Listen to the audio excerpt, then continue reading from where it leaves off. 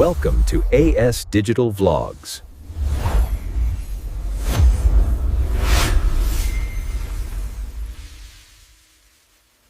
నమస్కారం.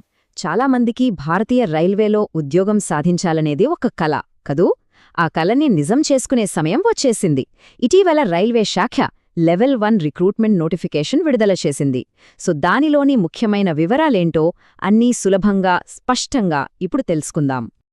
భారతీయ రైల్వే వివిధ లెవెల్ 1 పోస్టుల భర్తీ కోసం ఒక భారీ రిక్రూట్మెంట్ డ్రైవ్ని ప్రకటించింది.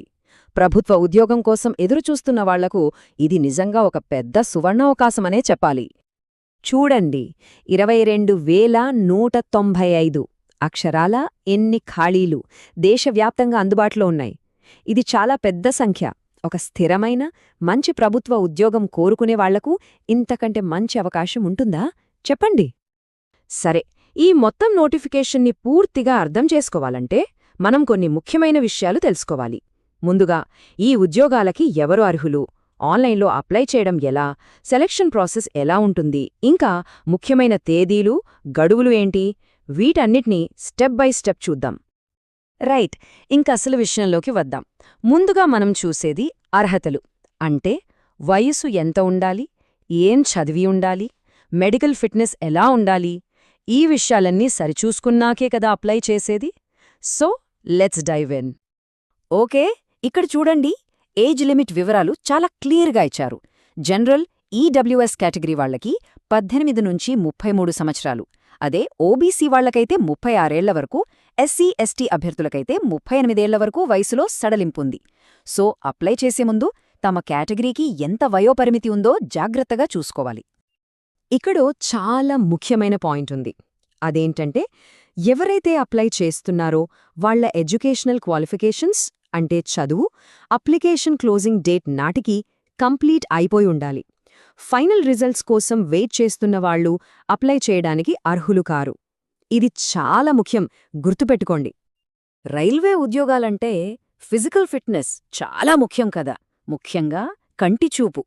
ఇక్కడ చూడండి, పోస్టులను బట్టి A2, A3, B1, C1 అని వేర్వేరు మెడికల్ స్టాండర్డ్స్ ఉన్నాయి. కళ్లద్దాలు లేకుండా, కళ్లద్దాలతో ఎంత విజన్ ఉండాలి లాంటి వివరాలు ఇక్కడ ఉన్నాయి. సో అప్లై చేసే పోస్టుకు ఏ స్టాండర్డ్ అవసరమో ఖచ్చితంగా చెక్ చేసుకోవాలి. ఇక్కడ మరో ముఖ్యమైన గమనిక. ఎవరైనా లేసిక్ లేదా కంటికి సంబంధించిన ఇతర సర్జరీలు చేయించుకునే ఉంటే వాళ్లు A2, A3 మెడికల్ స్టాండర్డ్స్ ఉన్న పోస్టులకు అర్హులు కారు.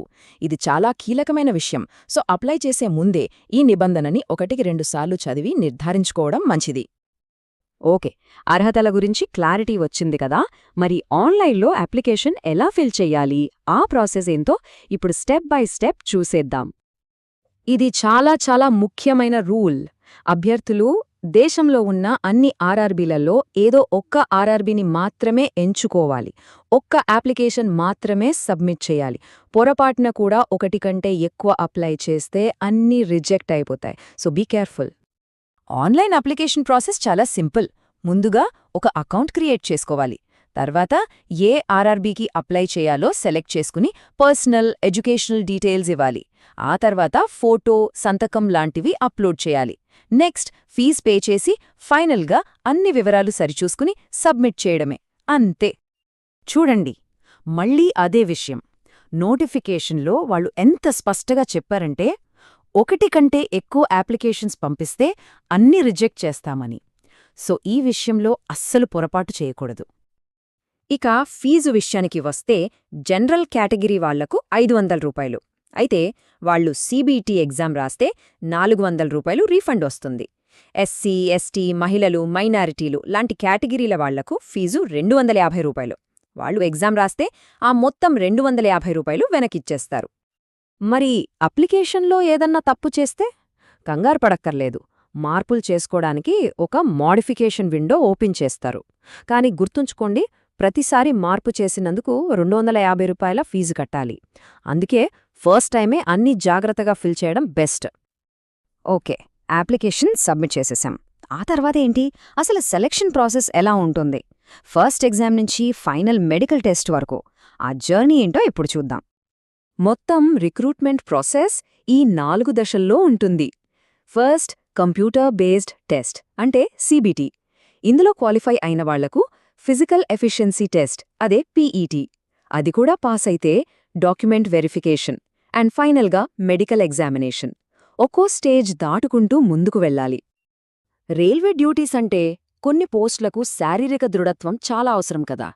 అందుకే CBT ఎగ్జామ్లో మంచి మార్కులు తెచ్చుకున్న వాళ్లను ఈ ఫిజికల్ ఎఫిషియన్సీ టెస్ట్ అంటే PETకి పిలుస్తారు.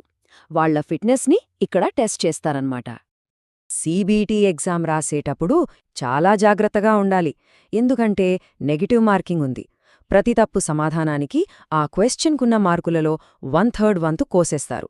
సో తెలియని వాటికి గుడ్డిగా ఆన్సర్ పెట్టడం కంటే తెలిసినవి కరెక్ట్గా పెట్టడం ముఖ్యం. కాంపిటీషన్ ఏ రేంజ్లో ఉంటుందో అర్థం చేసుకోవడానికి ఈ పాయింట్ చాలు. ఉన్న ఖాళీలకు 3 రెట్ల మందిని మాత్రమే తర్వాతి రౌండ్ అయిన PETకి షార్ట్ లిస్ట్ చేస్తారు. అంటే CBTలో చాలా బాగా పర్ఫామ్ చేయాల్సి ఉంటుంది. ఇవన్నీ ఒకెత్తు అయితే ఈ తేదీలు, గడువులు మరొకెత్తు. ఇవి చాలా ఇంపార్టెంట్. ఒక్కటి మిస్ అయినా అవకాశం చేజారిపోతోంది. సో ఫైనల్గా ఈ డెడ్లైన్స్ ఏంటో చూద్దాం. ఈ టైమ్లైన్ను నోట్ చేసుకోండి. ఆన్లైన్ అప్లికేషన్స్ January 31, 2026న మొదలవుతాయి. March 2, 2026తో ముగుస్తాయి. ఫీజు కట్టడానికి చివరి తేదీ March 4. ఒకవేళ ఏమైనా మార్పులు చేసుకోవాలంటే ఆ విండో March 5 నుంచి March 14 వరకు ఓపెన్లో ఉంటుంది. ఈ డేట్స్ చాలా కీలకం. సో ఇది ఈ రైల్వే రిక్రూట్మెంట్ నోటిఫికేషన్కి సంబంధించిన పూర్తి సమాచారం. అర్హతల నుంచి అప్లికేషన్ ప్రాసెస్, సెలెక్షన్, ముఖ్యమైన తేదీల వరకు అన్నీ తెలుసుకున్నాం కదా.